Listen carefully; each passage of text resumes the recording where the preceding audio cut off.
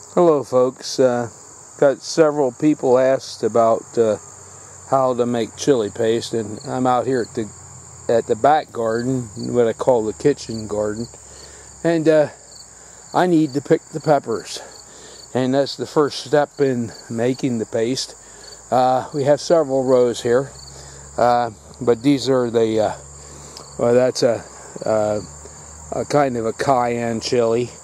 These are Thai type chilies. So as we go down the row here, these are, I don't know if you can see that or not, but a Chinese 5-color, and you can see if you have Baker's Creek catalog, you'll see a picture in there. But I think they look better in the garden than they do in their picture. But as you can see, going down the row here, if I can stay in focus, that these peppers are not, well, they're not completely ripe, but I mean there's a lot of ripe ones on it. So I'm going to go down through and I'm going to be picking, and here's a late bird's eye type of a chili when they're starting to ripen. They are a very, very long season. These other ones are a little bit shorter, and some of them haven't even begun to set fruit. There's that long of a season. So, and we're coming up on the end of August, so if they're going to make, they're going to need to do it really, really soon. And you can see I have, and this is the back patch. Here we have, let's see if I can get that in the frame.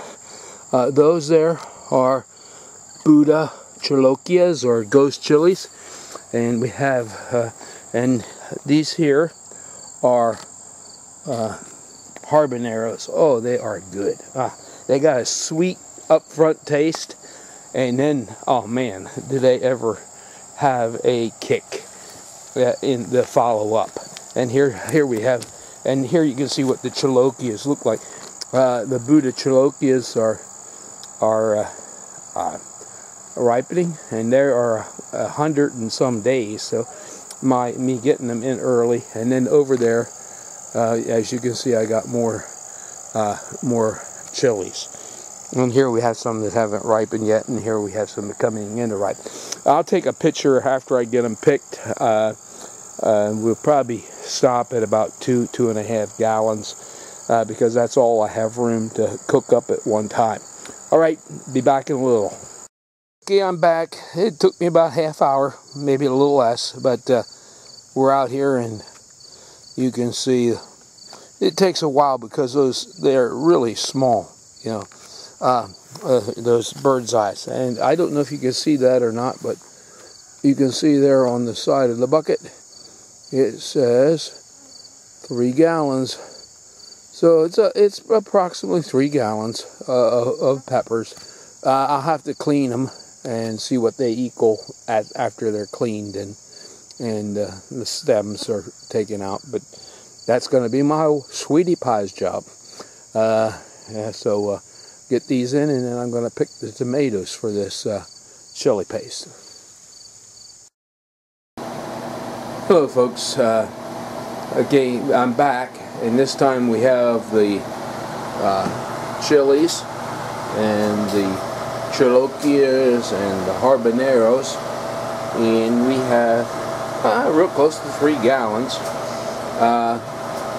And we have tomatoes here, and that will be the I do a ratio of this 3 gallons. I'll use half the amount of half the chilies or the peppers, hot peppers.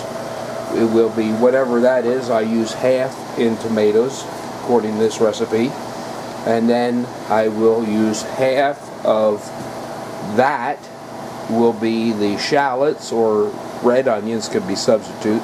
This time I don't have shallots. In Indonesia they use shallots, which is understand a new is a cross of like a red onion and a garlic. And then that will be, so if I have 3 gallons of chilies or peppers, I use 1.5 gallons of tomatoes.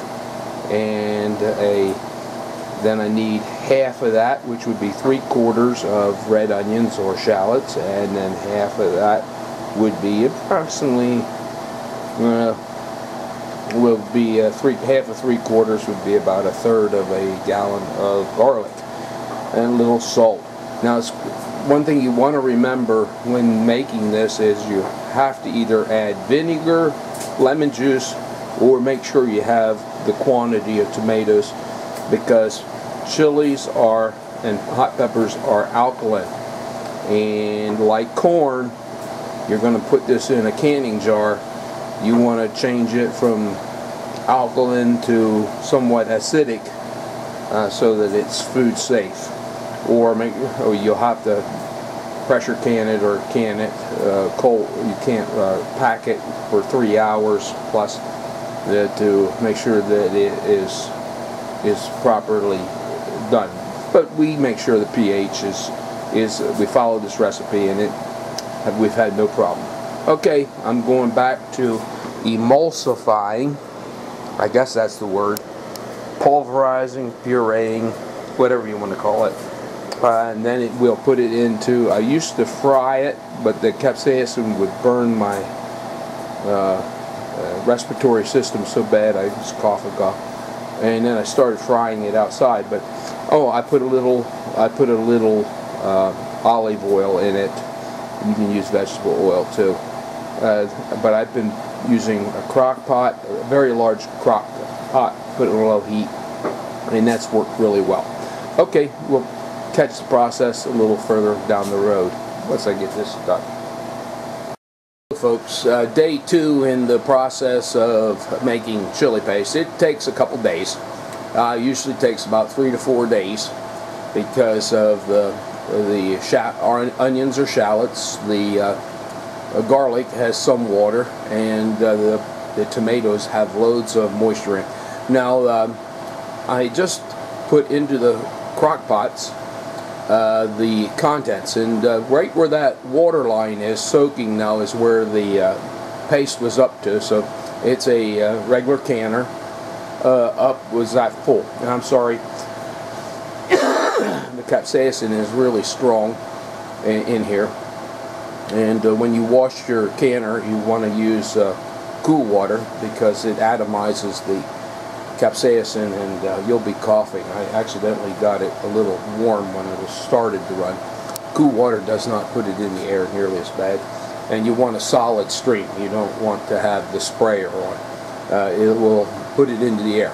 My hands are numb from burning, as well as a few spots where I got splattered. We took it from that. It was on the stove on low heat to reduce it enough overnight that I could get it into the crock pots, and you can see that one is very full. And we'll pause it and go to the other one. Here at the kitchen table, you can see this crock pot is my monster. It's very large, and that one also is full to the right. And just for an idea how big the crock pot is, there's my hand, right, don't touch it there. Okay, yeah, because having it close to the camera makes it look, but you can see my hand is right against it there, and that, so you can see that crock pot, and I have a large hand, is pretty big. I don't know what the quantity is. I don't put the lid on tight because I'm reducing it. Right now I have it on high heat, and as it cooks down, and gets thicker, I turn the heat down to low and then to warm, and it takes about 3 days to get to a very viscous paste. And why do I do that? Well, I'll show you why here in a second. I'll pause it for now. Now, there's the reason why. Now, when I'm done with this, I will have probably about 6 pint jars. This here is from the store. It's smaller in circumference and a lot smaller in the height. So I would estimate you would have to have 2.5 of those to make one of those, and one of those are real close to $5. So every time I make a jar, it's 10 to $12.50 savings. So, and my wife tells me that stuff from her country is not hot enough. I can adjust the heat in mine, and she says to me this year. She said to me this year, I'm talking Dutchy now, that it's hot, and that's the first I've ever heard her say that something was hot, I believe. But anyway, chili paste, from beginning to end. I had these from the other day. I got several jars, so I will conclude it now and try to get this up for those of you who asked about the process.